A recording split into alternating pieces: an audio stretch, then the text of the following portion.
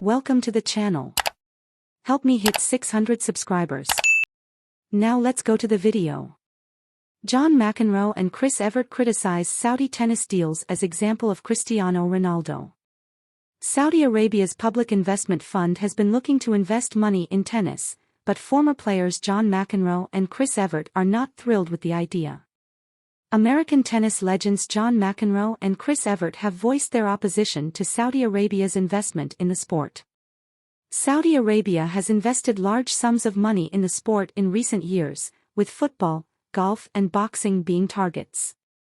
The country's public investment fund has established footholds by buying Newcastle United and funding a major recruiting drive for the Saudi Pro League, which has seen Cristiano Ronaldo and Karim Benzema and others move to the Middle East.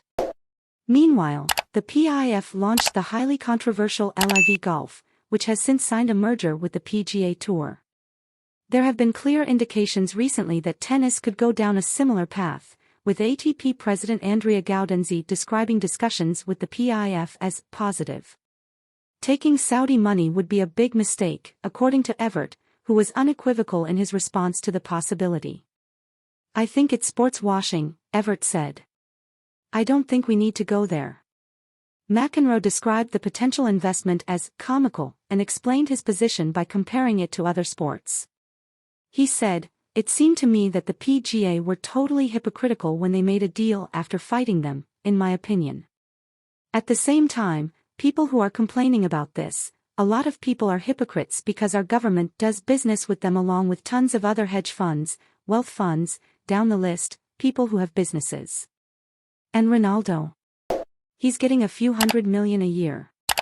They've been buying players from other sports, buying boxing matches, you name it. I'm not surprised. I wouldn't encourage that personally, the Saudi thing. I'm not surprised that tennis is being thrown into the mix after what we've seen in golf. I don't think it's something we should pursue, per se. It is not in my hands."